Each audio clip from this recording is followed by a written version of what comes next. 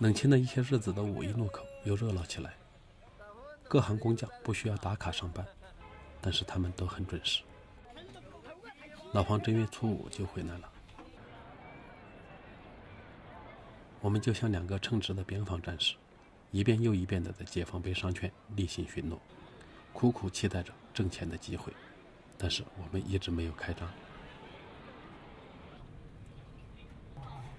哇，习主席要么节约，我天天都来节约，吃点面都要节约点点。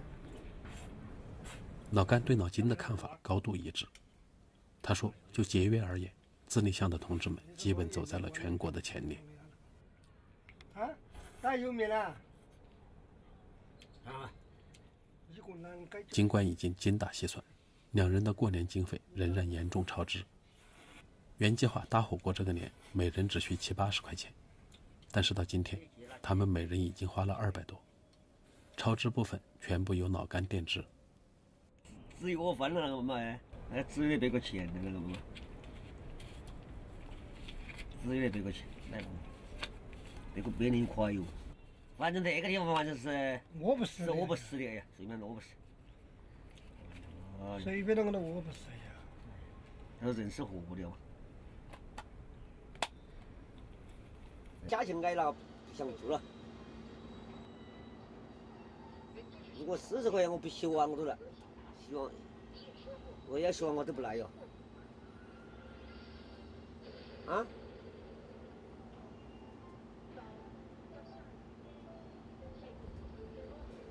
到现在说，到现在说，算了，用我3号都来。早摊老板已经通知不用去了。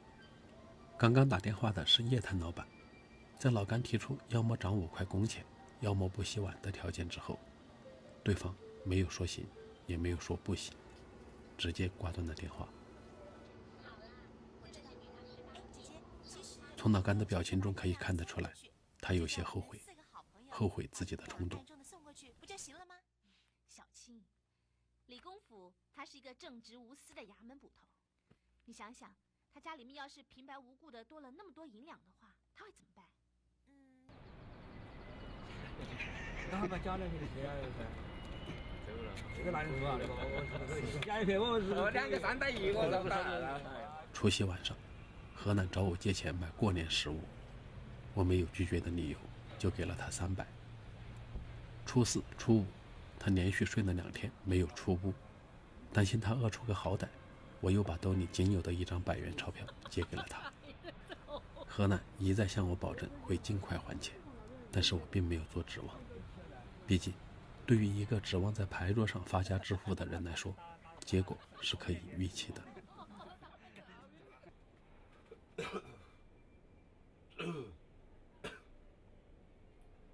持续的倒春寒使山城气温降到了自去年入冬以来的最低点。深夜从窗户破洞里灌进来的顶头寒风吹得我头皮生疼，过敏性鼻炎也持续发作。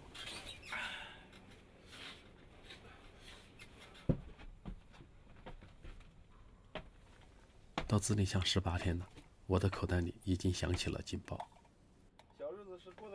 来时的1300元，河南借走了600，因为一时还难以适应自立巷53号的伙食，剩下的700元大部分用于了巷子里的棒棒餐厅。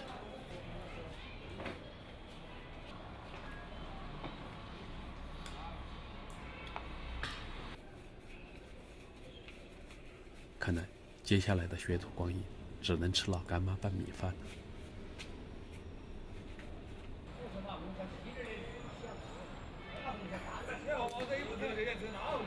业务惨淡的日子，能够在取暖的同时烤几个红薯一并把午饭解决了，当然是一件美事。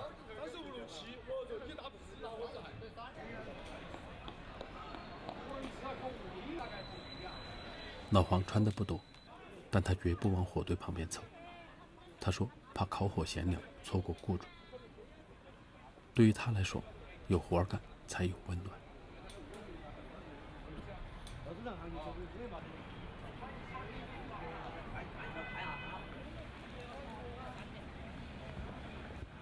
老干希望在美食城找到一个收碗扫地的工作。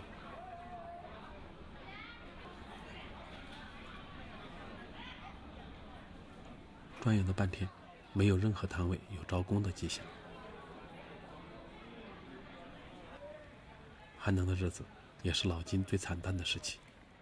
他说，大冷天喝水的人很少，他希望夏天快些到来。我坐这儿嘞，我还有的还要说找堂客。哎，赚了钱。看影碟的时候，老干的眼神明显不如以往专注。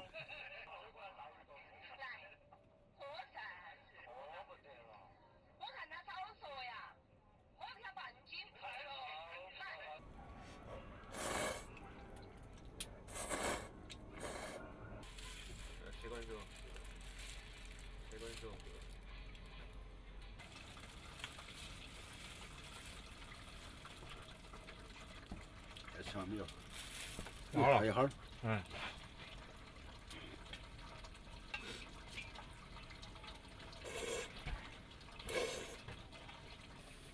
今天你吃了几份饱？9份。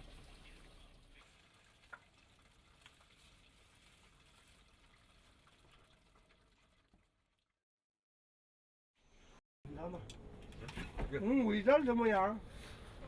这有点过火哟。这很干净，这串腿了吧？这很干净哦。这咋子的啊？你不服气，我来问下你看我弄看干净不干净？前些日子去美食城没有找到工作，但是老干和老金却找到了眼下的出路。老金说，虽然是别人吃剩下的，但是自己在捡的时候有原则，只剩半串的一律不要，基本还算干净。14天这那个生活的话，人的身体都长胖。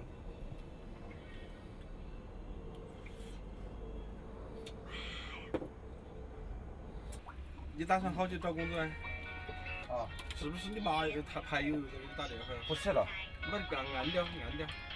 按掉它也要打呀，也要打，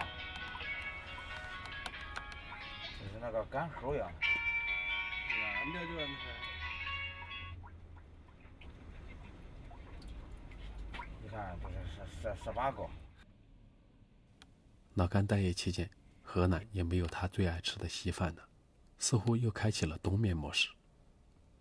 他的手机里每天都有很多未接电话，我想，可能是他的牌友暂时还不知道他眼下的窘迫吧。好，每天看见那个了，心里边都好受一些。看到啥子？看报啊！我国际新闻好，首先是国际新闻，好，下来都是国内新闻、社会新闻。河南取报的方式天下无双。报站了，先生。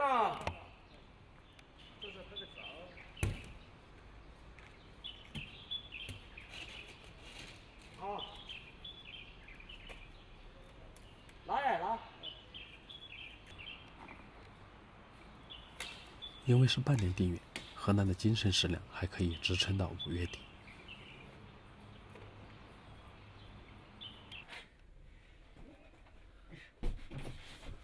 春寒料峭的日子，一个绰号叫黄牛的新人搬进了1楼仓库的小隔间。黄牛是四川宁水人，今年55岁，以前在朝天门批发市场当棒棒，是我房间的前主人。去年11月份因为身体原因退房回家，没有打算再回来。回家这几个月，感到种地养猪都不会了，生活没有着落，只好又回来重操旧业。黄牛说，这是一个令人又爱又恨的行业，来了就想走，走了又想回来。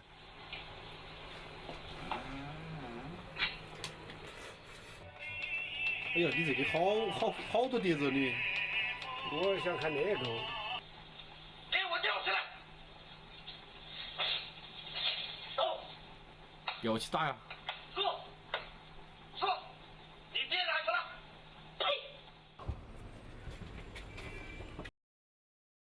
这个戏啊有啥子吧？我自己当人喽。好，有小朋友跟老子打我打8辈子的没？我说你还是先把这个骂着的。互相朋友的戏切结构。现在就是洗我完了，我没有害怕，没有喊你洗，这边那边的。老干，你莫说些。我原来不认识你的时候，怎么叫道？我什么？怎么叫道？哎，我原来不认识你时候，我什么？怎么叫道？我还是见面的。大家都没有活干的时候，自立巷53号也少了一些和谐。老干和老金吵架的原因很简单，自从两人搭伙过年以来，老金一直任劳任怨，老干觉得理所当然。过年以来，因为老金，他多花了180多块钱。人生本来就是此一时彼一时，最近的饭菜几乎全部是老金忍辱负重从美食城弄回来的，所以老金坚定地认为，眼下该由老干煮饭洗碗了。我找不来比你吃好。老金发誓，吃完饭就走。我这一东西第一了。什么乱整？我昨天我到那个马皮的那个乱整，都是整的你不要谈那个中国来想。自从老黄有了电饭煲之后，老干不管煮什么，拿过来就用。近段时间吃的东西比较油腻，用过之后总是洗不干净。给我换过都要不了，就是整的是。我现在真的尝了，不来给你也看到，我得上了。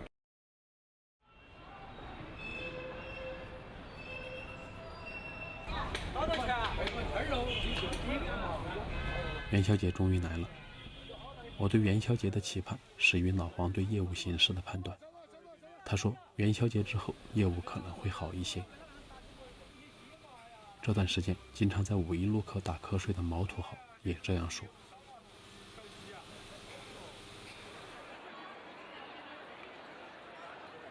今年的元宵节和情人节携手而来，据说要19年才赶得上一次。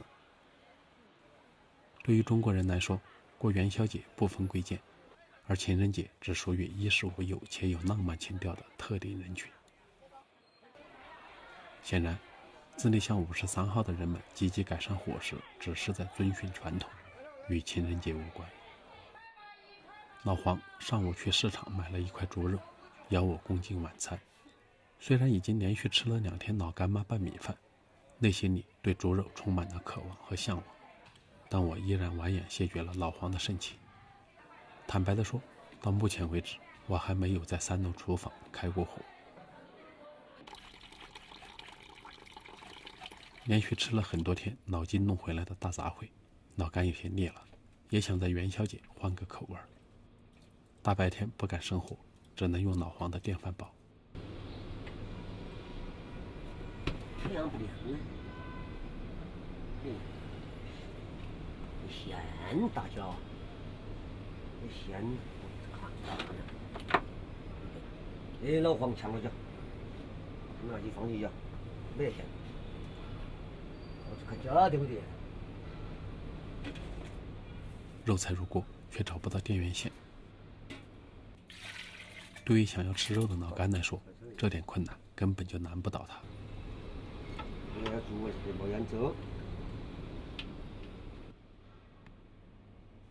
生平第一次发现这东西还能炖肉，算是开了眼界。够快就可以，那个要不到哈儿的，要不到哈儿的开了。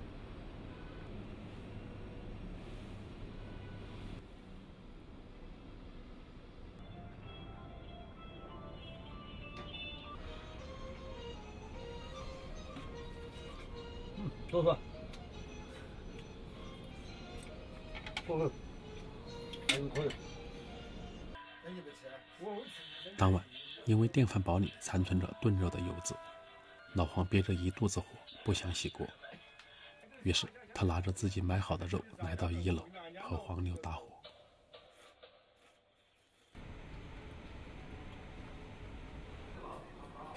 元宵节后，山城的气温还不见回升，我和老黄的业务依然惨淡。有一天没有开张，有2天的总营业额没有突破30。连续多日的咸菜米饭令我对猪肉充满了无限向往。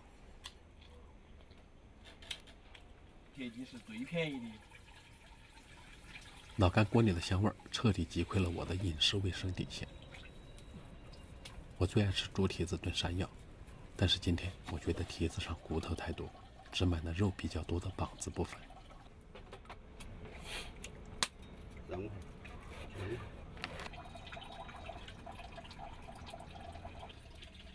这是我在自内巷厨房里做的第一顿饭。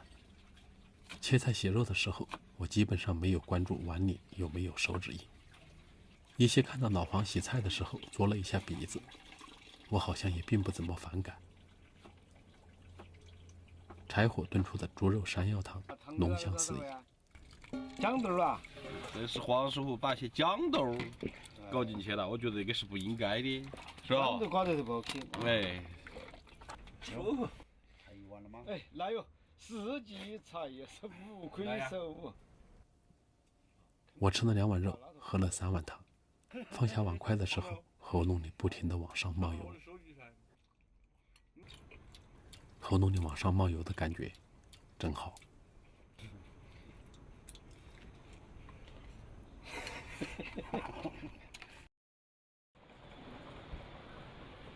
山城的气温还不见回升，自内巷里的倒春寒还没有结束。